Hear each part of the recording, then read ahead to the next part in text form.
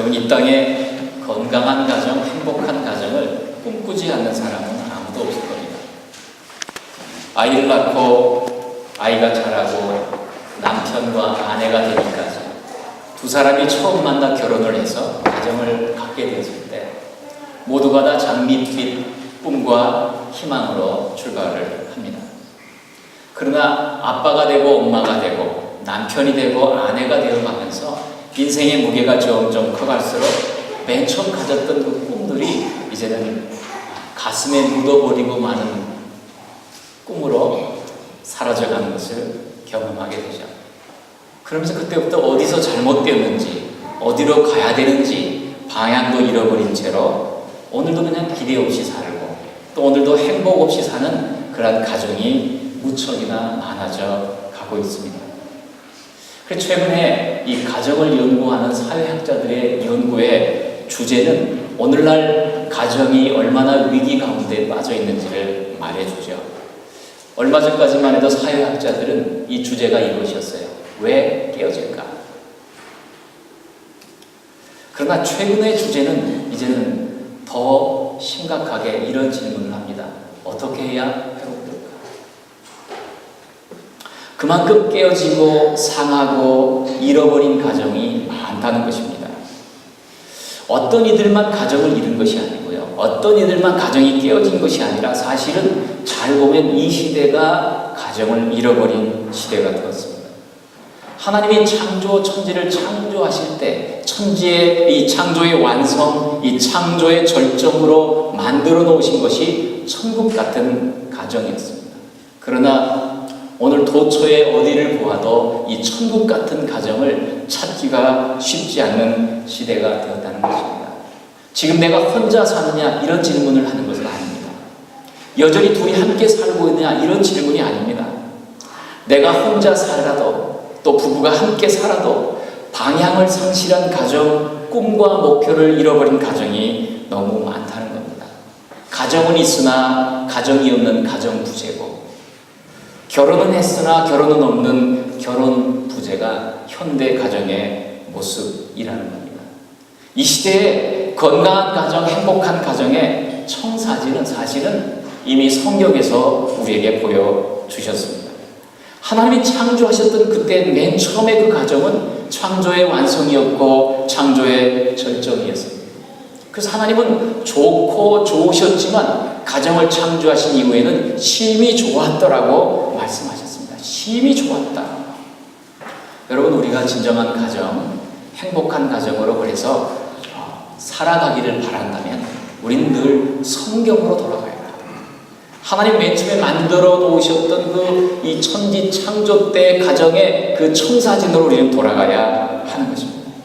그랬을 때 우리는 가정을 창조해 놓으셨던 하나님의 원래 목적과 꿈을 회복할 수가 있고 그것을 열매로 맺어가게 되는 겁니다. 오늘 본문을 보면은 적어도 건강한 가정, 행복한 가정을 세워가는데 세 가지의 중요한 기둥이 있음을 발견합니다. 그것이 첫 번째가 뭐냐면 돕는 자라는 단어가 나오죠. 18절과 20절을 보면 여호와 하나님이 가라사대 사람의 독처하는 것이 좋지 못하니 내가 그를 위하여 돕는 배필을 지으리라. 내가 그를 위하여 돕는 배필, 이 돕는 자 사상, 첫 번째 건강한 가정과 행복한 가정을 세워가려고 할 때 가장 중요한 건 이 돕는 자. 영어로는 그냥 헬퍼라고도 말할 수 있지만 사실 그 앞에 또 하나의 단어가 있습니다.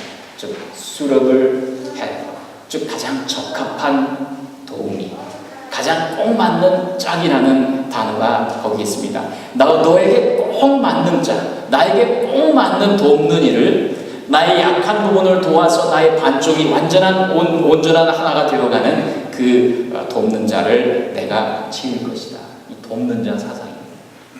여러분, 건강한 가정을 세워가려고 할 때 무엇보다 첫 번째 생각할 것은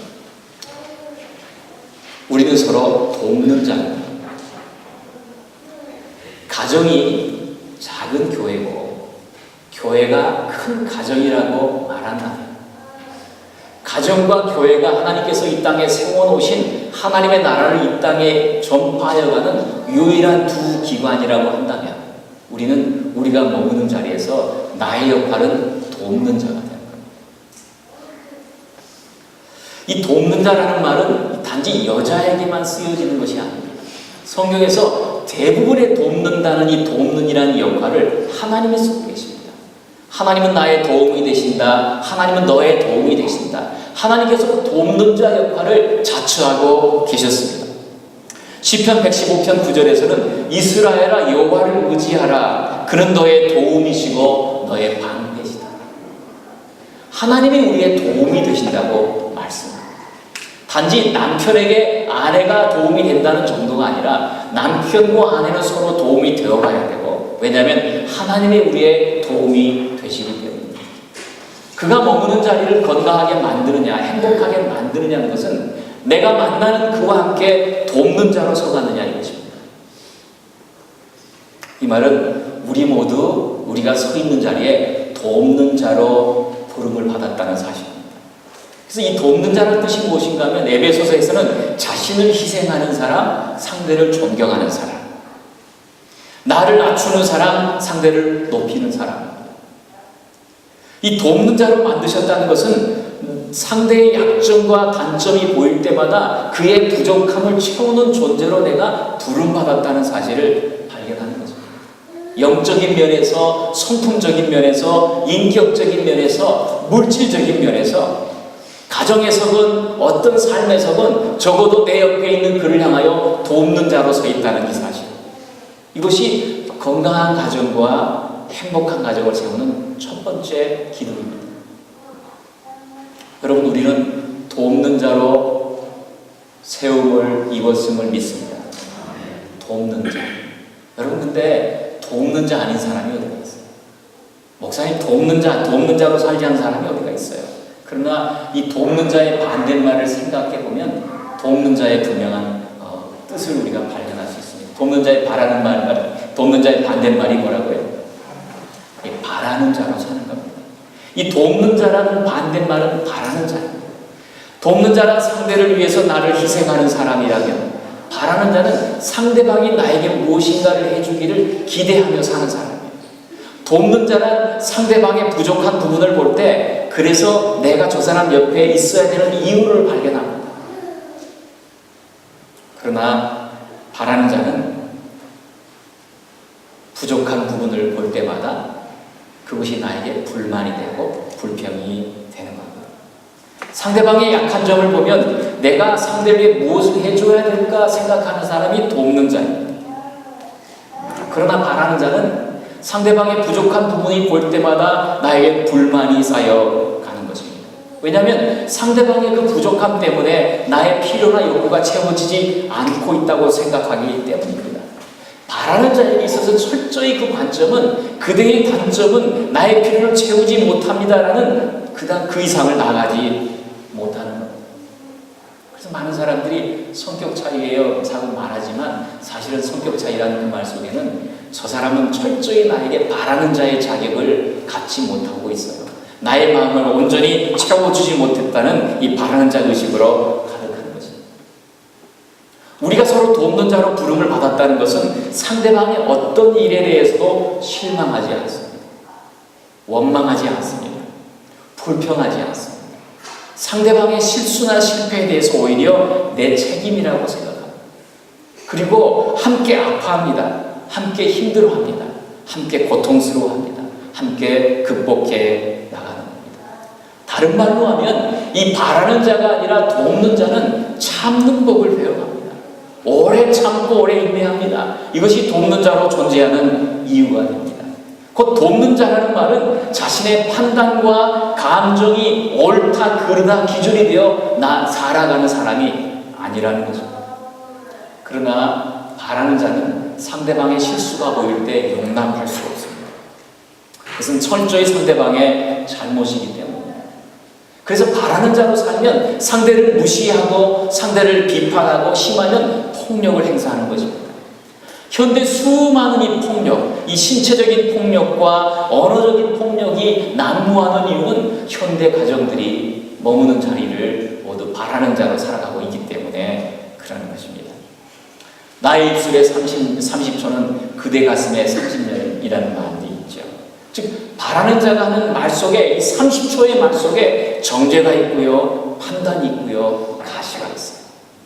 그래서 30초의 말을 들어도 가슴이 아프고 마음이 상하고 오랜 상처로 남게 됩니다. 그 말 속에는 섬김이 없고 배려가 없습니다.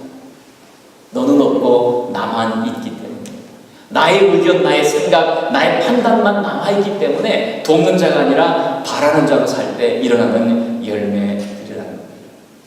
돕는 자로 살 때는 행복한 가정과 자기가 머무는 자리를 행복하게 만들지만, 바라는 자로 살 때는 자신도 불행하고 상대방도 불행하게 만드는 겁니다.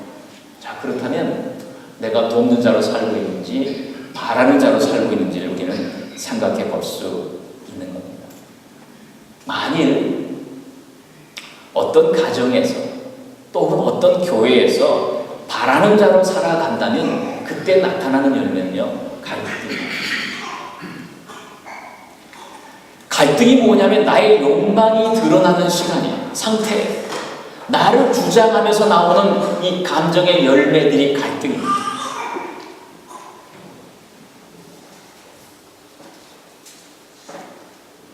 그러나 만일 어떤 가정이 돕는 자로 산다면 거기는 다른 언어들로 채워져 갑니다. 즉, 이 어려울 때 격려하는 말이 있고요, 부족할 때 인정하는 말이 있고요, 사소한 거에서도 칭찬하는 말이 돕는 자로 살아갈 때는 갈등을 넘어가는 열매가 맺어집니다.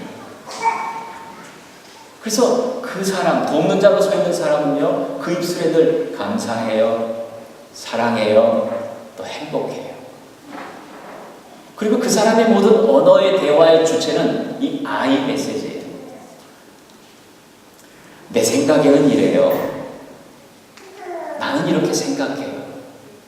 그러나 바라는 자로 살아가는 사람의 삶의 언어의 내용은 부족한 것이 보이면 비판이 되고, 그 사람이 없는 자리에서는 험담하는 말이 되고, 그리고 상대 앞에서는 가시돋친 말로 전파됩니다. 그래서 바라는 자로 살아가는 말에 늘 그 주어는 you 메시지예요. 너 왜 그래? 당신 왜 이렇게 해요?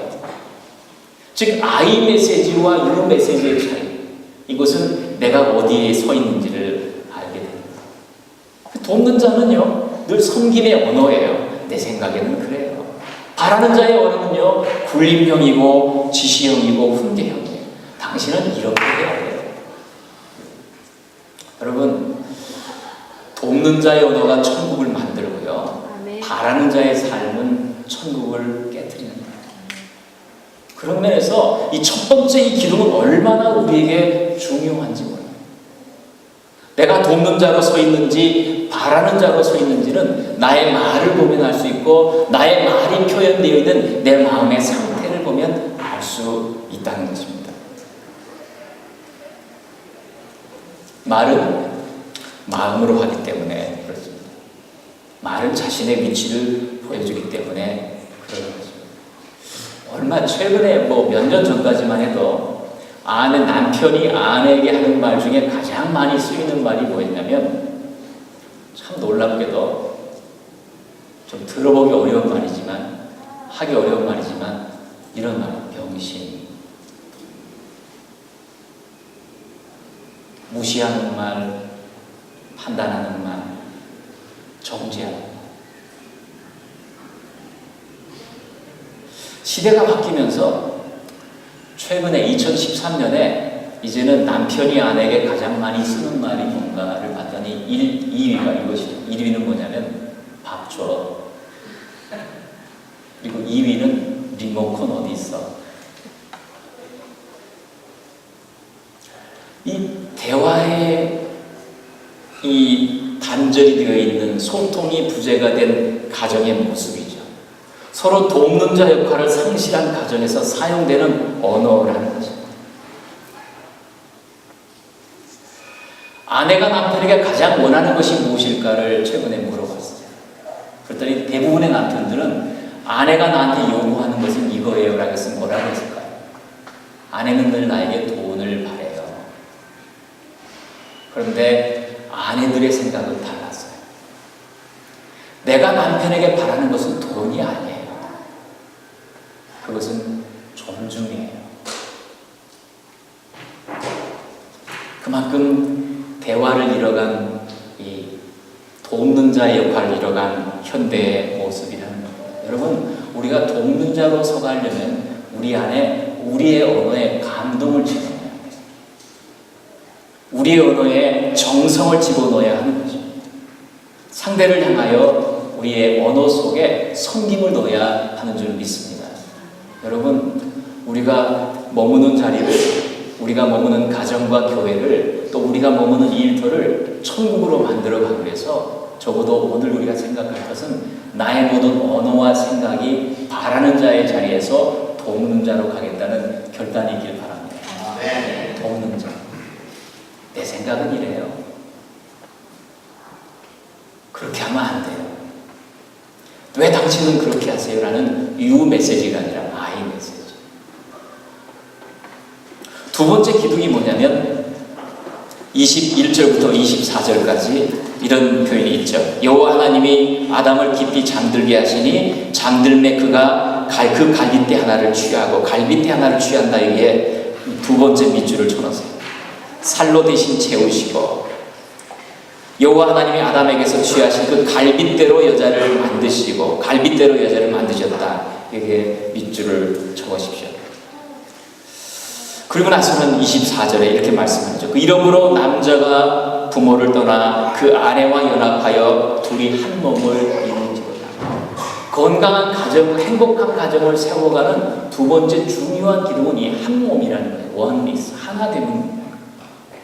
하나 되기 위해서 지금 성경 이 창세기의 가정을 창조하는 환경에서 하나님은 우리에게 갈빗대와 뼈와 살이라는 말을 우리에게 보여주십니다. 갈빗대 하나를 취하시고 그 갈빗대로 여자를 만들었다. 이 말은 이 갈빗대라는 것이 뭡니까? 이것은 더 이상 가까울 수 없을 만큼 가깝다라는 뜻이에요. 남편에게 아내는 더 이상 가까울 수 없을 만큼 가깝다라는 뜻이 있고, 이 갈빗대는 내 몸의 내장 기관의 중요한 것을 보호하는 역할을 하는 것처럼 갈빗대가 부러지고 금이 가면 숨을 쉬기도 어려울 만큼 움직이기도 어려울 만큼 중요한 부분이다. 그래서 이 갈빗대로 만드셨다 이 말은 아내를 그만큼 존귀히 여기라는 거예요. 귀하게 여기라는 말을 하는 것입니다. 갈빗대가 상처나지 않게 하라는 것입니다. 아내가 상처받지 않게 하라는 것입니다. 23절에 남편이 말합니다. 내 뼈 중에 뼈요 살 중에 살이다. 이렇게 말하면서 살아가는 거예요. 이러면서 그가 뭐합니까? 남자에게서 취하였은즉 여자라 칭하리라. 이 남자와 아내의 히브리어 단어는 단지 몸 하나의 차이이기 때문에 이 말의 의미는 뭐냐면 남편이나 아내는 똑같은 존재라는 거예요. 동등한 존재라는 거예요. 그만큼 소중히 여겨야 된다는 말을 하는 것입니다. 그리하여 한 몸을 이룬다라는 말 속에는 이 말에 이 한 몸을 이룬다 말은 이 갈빗대처럼 뼈와 살처럼 그를 귀히 여기고 소중히 여기고 상처받지 않게 하라는 말을 하는 것입니다. 이 한 몸을 이루어 간다는 이 말이 육체적인 면, 인격적이고 정서적인 면, 전 인격적인 면에서 하나됨을 표현하는 것처럼 그래서 결혼할 때 반지를 서로 끼우잖아요. 이 반지를 끼운다는 이 말은 이 반지라는 것은 이 하나됨을 상징하는 가장 중요한 표현이기 때문에 그래요. 그리고 이 반지를 약지에 끼운다는 이 말은 다른 말로 이 헬라 시대 때는 약지가 심장으로 연결되어 있다고 생각하기 때문에 하나 되는 이 상징으로 반지를 약지에 끼운다 그럴 때는 나는 이 사람을 나의 심장으로 사랑합니다라는 거예요. 나의 심장처럼 사랑합니다 이 말입니다.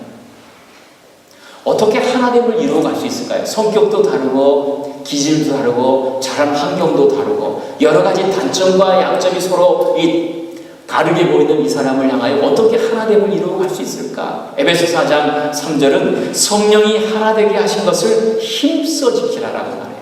Make every effort. 즉 모든 노력을 아끼지 말라는 겁니다. 어떻게 하나됨을 이루어갈 수 있을까? 돕는 자로 살아야 되지만 동일하게 하나됨을 하기 위해서 여러분 여기 마주 잡은 두 손이 있어요. 저를 한번 보시면 여기 한 손이 있고 여기 한 손이 있잖아요. 이 각각의 손이 장점이 있고 단점이 있는 거예요. 서로가 그것을 보일 때 마주 잡은 두 손처럼 나의 장점을 가지고 상대의 약점을 온전히 용납하는 겁니다. 만약에 부분적으로만 용납했을 때는 이것은 온전한 하나됨을 이루어가지 못하는 거예요. 상대의 단점과 약점이 보일 때마다 돕는 자로 옆에 서서 나는 상대의 마주 잡은 손이 되어가지고 그의 약점을 담당하는 사람으로 살아갈 거라는 고백을 하는 것입니다. 거기에는 순종이 따르고요. 거기에는 헌신이 따릅니다. 그리고 거기에는 믿음이 따릅니다.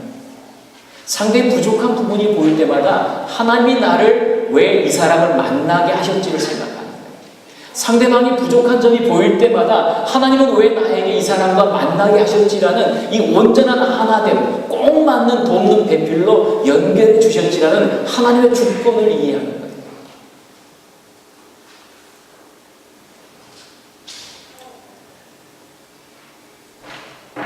이렇게 생각하는 거예요. 서로의 단점과 약점이 보일 때마다 우리는 아직 깎여지지 않은 보석이야. 귀촌기 여기는 거죠. 깎여지지 않는 보석. 그래서 온전히 깎여지기까지 나는 인내할 거야. 그리고 용납할 거야. 그리고 기다릴 거야. 그리고 기도할 거야. 이 마주잡은 두 손을 생각하면서 우리가 하나 고백하는 것이 하나됨을 위해서 이런 고백을 하는 겁니다. 아, 그래서 나를 저 사람 옆에 보내줘.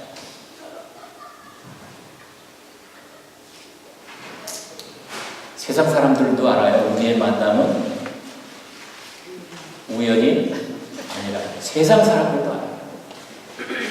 즉 만남 가운데는 하나님의 감추어진 필연이 있는데 상대의 부족함과 연약함이 보일 때마다 그것을 감당하도록 나를 그 사람 옆에 보내셨다. 여러분 조금 전에 로봇 다리를 가진 우리 세준이를 봤잖아요.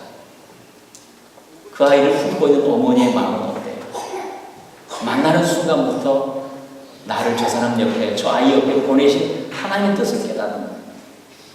그리고 오랫동안 참고 기다리며 그 아이가 성장하기까지 그 어머니로서 인내하고 기다리고 용납하고 그의 단점과 약점이 보일 때마다 그를 격려하고 세워가는 그 일을 그 어머니로서 역할을 감당합니다. 가정도 마찬가지고 교회도 마찬가지고 남편과 아내로서도 마찬가지고 교우들 간의 관계로서도 마찬가지죠. 상대의 단점과 약점이 보일 때는 피해야 돼. 또 판단해야 돼. 바라는 자로 서야 될 내용이 아니라 참고 인내하고 기다린다. 그래서 나를 저 사람 옆에 보내줘.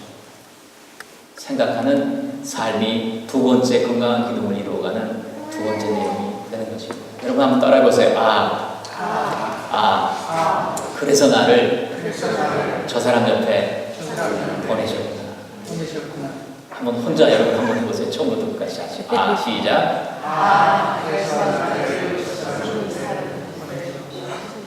우리 옆 사람 손을 딱 잡으면서 다시 한번 그런 고백을 한번 해봅시다. 자, 시작. 그래서 저 사람 옆에. 그런데 이 말을 오용하고 잘못 쓰면 안 되죠. 그 사람 얼굴을 눈을 많이 쳐다보면서 이를 악물면서 그래서 나를 이 사람 옆에 보내줘 이러면 안 된다. 사랑함으로 용납하고. 여러분 어떻게 하나됨을 이루어갈 수 있을까요? 마주 잡은 두 손과 그래서 나를 저 사람 옆에 보내주셨다는 하나님의 주권을 인정하는 것과 또 동시에 서로 다르다는 것을 이해하는 거예요. 우리는 얼마나 다른 존재인가, 얼마나 다른 반쪽인가, 온전한 하나가 되기 위해서 얼마나 서로 다른가를 이해하는 거예요. 내 것만을 주장하는 것이 아니라 얼마나 다른가를 우리가 생각하는 거예요. 그리고 행동을 하는 겁니다. 여러분 남편과 아내가 대화를 하면서 대부분 사소한 거에서 관계가 흐트러지고요. 교회에서도 대부분 사소한 거에서 관계가 흐트러져요. 즉 대화 속에서 일로 만날 때 그 관계들이 흐트러지기 시작합니다. 대화하면서 조금하고 별거 아니었는데 이렇게 마음이 상하게 되는 것입니다. 남편으로서, 남자로서 이 아내를 대할 때 무엇보다 중요한 두 가지는요, 공감하는 것이고 경청하는 거예요. 즉 머리가 먼저 가는 것이 아니라 마음을 주고 귀를 주는 거예요. 공감하고 경청하는 거예요. 그만큼 다르다는 거예요. 만약에 아내가 남편에게 어떤 이야기를 한다 그러면 그 이야기를 들으면서 남자는 이렇게 생각해요. 왜 지금 이 얘기를 이렇게 이때 하지? 지금 이 시간에 왜 이런 얘기를 나에게 하지? 이성과 논리로 생각하는 거예요, 남자는. 그러나 여자는 그 시간에 필요한 것은 이성과 논리가 아니에요. 그때는 공감해 주는 것이고요, 경청해 주는 거예요. 그래서 이 김지윤이라고 하는 이 사랑하기 좋은 날을 책을 쓴 이 사랑의 교회에서 얼마 전에 이렇게 특강하는 것을 들었는데, 그가 하는 말은 남자에게 꼭 필요한 세 가지가 있대요. 그건 뭐냐면 공감하는 세 마디예요. 진짜야, 정말이야, 웬일이야. 아주 사소한 것을 가지고 아내가 이야기를 꺼낼 때 왜 이런 얘기를 지금 해? 나 피곤해. 이게 아니라 진짜야, 정말이야, 웬일이야. 이 세 마디가 이 아내를 존중히 여기는 매너예요. 따라해보세요. 진짜야, 정말이야. 이것을 경어를 쓴다면 이런 것이죠. 진짜예요, 정말이에요. 그렇죠? 웬일이에요? 우리의 남자와 여자의 차이가 그런 면이라고 할 때, 남자는 배워야 될 것은 뭐냐면 공감이고요, 배려이고요, 경청이에요.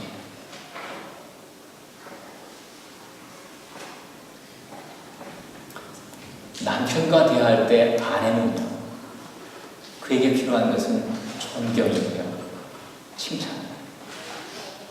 이 사소한 거에서부터 칭찬과 존경이 담겨있는 말, 그것을 남편이 그립니다. 남편은 사소한 것에서도 나 아내의 격려 앞에 사실 일어날 힘을 얻었다. 세상에서 아무리 큰 일을 해도 집안에 들어와서 아내에게 존경받지 못할 때 그는 모든 것을 포기하고 싶습니다.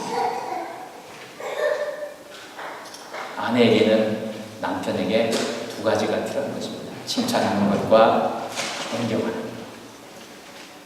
이 사소한 거에서도 칭찬하는 것. 아주 조그만 것부터 그를 존경하고 배려하는 마음을 담는 것입니다. 이런 말을 하더라고요. 아내여, 제발 그 언어를 저음으로 깔지 마세요. 낮은 목소리를 가지고 이렇게 하기보다, 무겁게 분위기를 만들기보다는 밝은 목소리, 높은 목소리로 분위기를 바꾸어가는 것이 아내의 힘이고 어머니의 힘이라. 여러분, 그래서 아내 역할을 살림살이라고 하잖아요. 살리는 일을 하는 거예요, 아내는. 존경하는 일, 칭찬하는 일. 당신 너무 소중해요. 당신 같은 사람은 없어요. 자녀들과 대화할 때 어떻게 하나 될 수 있을까? 데이빗 기븐스 목사님은 이런 말을 합니다. 그는 이 미국인 아버지와 한국인 어머니 사이에 태어난 사람인데, 그는 자기의 정체성을 너무 혼돈 가운데 살고 아버지의 그 삶을 이해하지 못한 채로 그가 늘 살다가 나중에는 목회자가 되어서 지금 아주 굉장히 중요한 역할을 하고 있죠. 캘리포니아 쪽에서. 그분이 부모들에게 이런 말을 합니다. 자녀들과의 대화의 관계에서 하나가 되어가기 위해서 제발 자녀들에게 너무 집착하지 마세요. 그들을 좀 놓아주세요. 그들에게 짐을 지어주지 마세요. 그들이 여러분의 자녀이기 전에 하나님의 자녀인 것을 기억하세요. 그리고 제발 부탁하는데 자녀들의 이름을 대학교 이름으로 짓지 마세요. 하버드, 예일, 프린스턴, 자녀들의 이름이 그렇다는 거예요. 제발 자녀들에게 너무 집착하지 마세요. 그리고 자녀들에게 관대함을 보여주세요. 사춘기 아이들이 지나는 삶이 얼마나 어려운지를 여러분도 알지 않았습니까? 하나님이 여러분에게 보여주신 그 관대함으로 자녀들을 대하세요. 그리고 그들을 용서하세요. 늘 용서하세요. 아버지의 마음으로 저들을 용서하고 축복하세요. 이민자의 이세가 얼마나 큰 특권인지를 가르쳐 주세요. 절대 다른 아이들과 비교하지 마세요. 여러분, 이것이 하나됨을 이루어가는 삶의 특징들이에요. 서로 다르다는 이해해야 된다는 거예요. 여러분, 첫 번째 기둥이 뭐예요? 돕는 자로 살아가는 거예요. 두 번째 기둥은 뭐예요? 하나가 되어가기 위해서 내가 힘써 지켜야 할 부분이 뭔지를 두 손으로 생각하고, 그래서 내가 여기 있구나 생각하고 서로 다르다는 것을 인정하며 살아가는 거예요. 마지막 세 번째 기둥은 이 천지를 창조하실 때 하나님은 가정을 창조하실 때 남편과 아내만 만들어 놓지 않았어요. 그 중간에 하나님이 계십니다. 그래서 18절부터 19절, 21절, 22절에 그 가정의 주체가 하나님이셔요. 여호와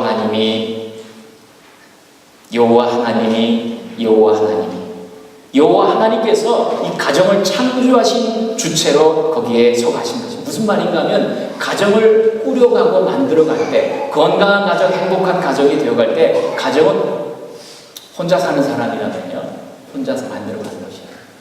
그건 하나님과 당신이 둘이 세워가는 거예요. 만약 둘이 사는 가정이라고 하면 둘이 사는 것이 아니에요. 하나님과 남편과 아내 셋이 만들어가는 거예요. 즉 건강한 가정으로 세워져 가는 가정은 늘 하나님의 중심이 되어 살아가는 거룩한 삼중주를 이루어가는 가정입니다. 그 가정을 가서 보면 하나님의 중심에 계셔요. 하나님 중심으로 살아가는 거예요.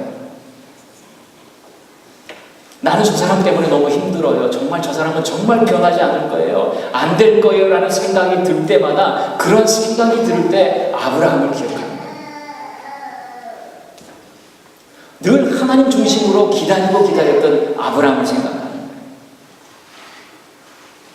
그리고 문제가 올 때마다 다윗처럼 하나님을 어떻게 섬겼는지를 생각하는 거예요.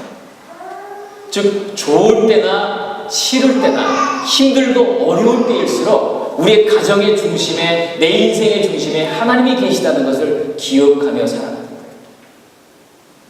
다윗은 어땠어요? 다윗은 늘 자기의 삶에 따라다니는 수식어가 하나 있어요. 문제가 생기고 환경이 바뀌고 어떤 사건이 생길 때마다 다윗의 특징은 이거예요. 다윗이 여호와께 묻자와 같다. 다윗이 여호와께 묻자와 같다. 그의 삶의 수식어는 늘 그것이었어요. 그가 왕이 되고 어느 날 사무엘하 11장에서 한 여인이 눈에 보일 때 그는 늘 자신이 생각했던 거룩한 삼중주의 역할을 이룬 거예요. 성경은 이렇게 말합니다. 지붕 위에서 거닐다가 그곳에서 보니 한 여인이 목욕을 하는데 심히 아름다워 보이는지라. 그럴 때 다윗이 너무 아름답네라는 단어를 늘 하나님을 향해 썼던 이 다윗이 갑자기 한 여인을 향하여 아름답다라는 말을 하는 순간 그는 그 다음에 뭘 해야 돼요? 행동하기 전에 뭘 해야 돼요? 하나님 가요 말아요? 하나님 갈까요 말아요? 라고 물었어야죠. 하나님 이 일을 해요 말아요? 라는 물었어야죠. 하나님 이 말을 해요 말아요? 라는 걸 물었어야죠. 즉 거룩한 삼중주를 이루어가는 하나님 중심으로 살아가는 사람의 특징은 어떤 일을 하기 전에 하나님께 먼저 물어본다는 거예요. 하나님 우선순위로 살아간다는 거예요. 나를 내려놓고 하나님의 뜻을 먼저 물어본다는 거예요. 이 거룩한 삼중주를 이루어 가는 사람, 이것이 건강한 가정과 행복한 가정을 세워가는 삶의 특징입니다. 스바냐서 1장 6절을 보면 이런 말이 있습니다. 여호와께 등을 돌리고 여호와를 찾지 않고 여호와의 뜻을 묻지도 않는 사람들을 멸절하라. 여호와의 뜻을 묻지도 않고 살아가는 사람들의 인생은 결국 멸망입니다. 여러분 창세기 2장에서 이처럼 가정의 모습을 보여주시는 바로 그 연결되는 창세기 3장에서 아담과 하와는 유혹이 오고 시험이 왔을 때 어떻게 해요? 다윗처럼 묻지 않아요. 단지 세 마디의 대화가 가는데 그들은 넘어지고 말아요. 다른 말로 하면 가정에서 시험이 오고 나의 인생에 어떤 유혹이 올 때 그들은 하나님께 묻지 않았어요. 이것입니다. 최초의 가정의 실수는 주님께서 가르치신 거룩한 삼중주의 역할을 잃어버리는 것입니다.